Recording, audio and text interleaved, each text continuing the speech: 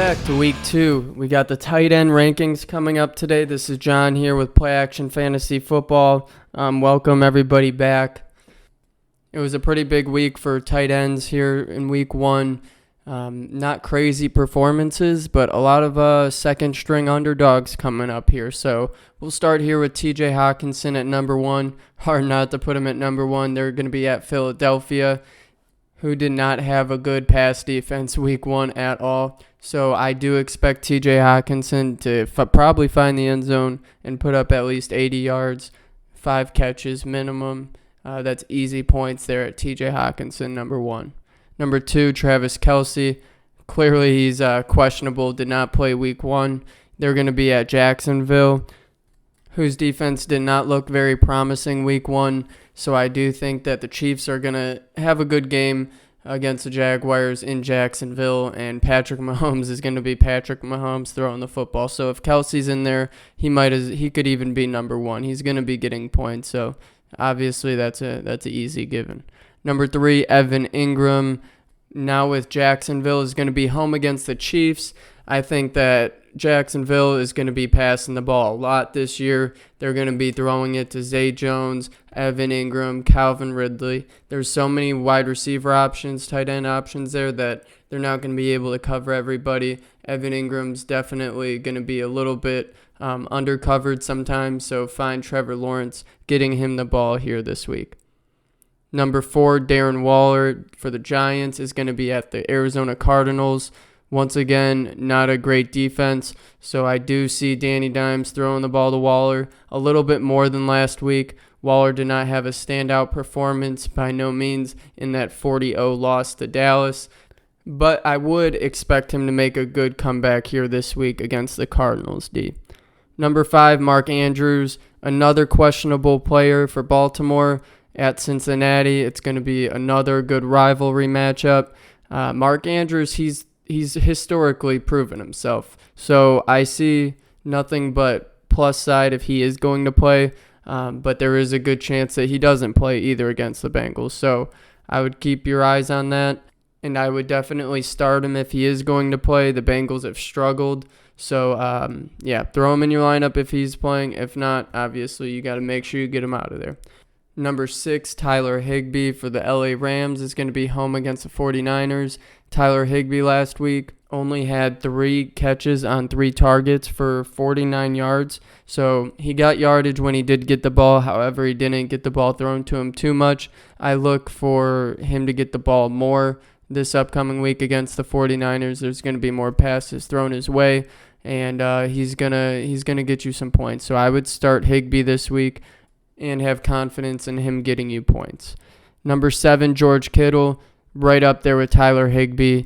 They're going to be at the Rams. Again, 49ers and Rams. Brock Purdy throwing the ball. It looks like Kittle's going to get the ball thrown to him. It's just a matter of how good the Rams defense is. It looks like they're playing pretty good, so they could shut down Kittle. However, it's hard to shut down Kittle. So look for him to put up some points, but I wouldn't expect anything too crazy for him against the Rams. Number 8, Hunter Henry at home against the Dolphins. Hunter Henry was the top running back last week. He had 5 catches, 56 yards, and a touchdown. Put up the most fantasy points, so it's hard to argue with that. I have him at number 8. He does have the potential to play a lot better, maybe in the top 5. So if you have Hunter Henry, you definitely want to start him against a shaky Dolphins defense. Number 9, Gerald Everett for the Chargers is going to be at the Titans. Now, Everett last week only had 2 catches for 21 yards last week against the Dolphins. So I don't know how I want to feel against the Titans at Titans in Tennessee. I don't want to put a lot of money on Everett. If you have him, I wouldn't be scared to play him, but I do not see him putting up high numbers against the Titans after what I saw last week. So number 10, Dalton Schultz is going to be at home against the Colts. They're slinging the ball down there, 40-0. So you never know what can happen. I think Schultz can definitely get some passes thrown his way, but it's not guaranteed by any means. So Schultz can catch the ball, but there is some hazard with that as well. So I would lean towards finding maybe a better tight end, but if he's who you got, I wouldn't feel disconfident in him. Now, number 11, we have Cole Kmet, tight end for the Bears at Tampa Bay Buccaneers.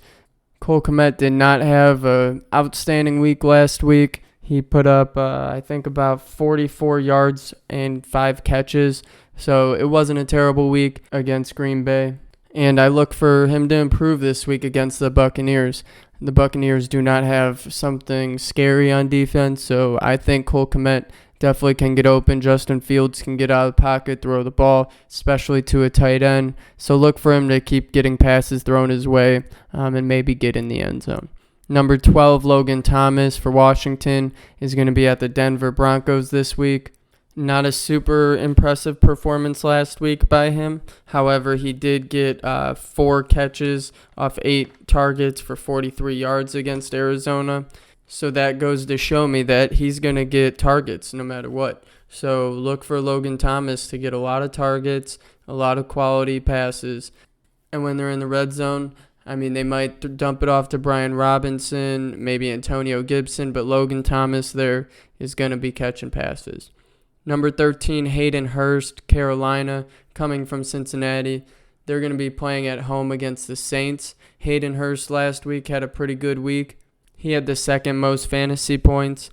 He caught 5 passes on 7 targets for 41 yards, had a touchdown in their loss to Atlanta.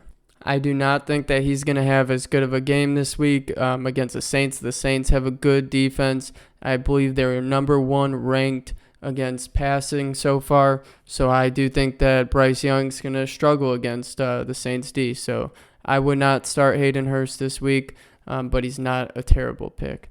Number 14, Sam Laporta, Detroit, at home against the Seahawks. And man, what can I say? Detroit's showing up. Seattle Seahawks didn't. So I was on board with putting Laporta here in the top 15, but I think he definitely deserves it, especially against the Seahawks at home. They're going to find a way to get him the ball. He's not going to be putting up crazy numbers. No Travis Kelce, no Mark Andrews stuff, but he is a solid tight end. Number 15, last but not least, you got to put Kyle Pitts in there. For Atlanta, Ritter's been throwing the ball. They got the Packers this week, who have not been playing great defense. So in Atlanta, their offense looked pretty smooth this week. So I think Kyle Pitts is going to get a little more targets than he did this week and will prove that he's actually a solid tight end. But once again, he's got to prove that, and we will see when the time comes. And that is everything for Play Action Fantasy Football today. Again, this is John. This is the tight end rankings. We should be having the quarterback and receiver rankings coming out here tomorrow. So just be on the lookout for that. Subscribe, like, comment, let us know what you think, and have a great freaking day.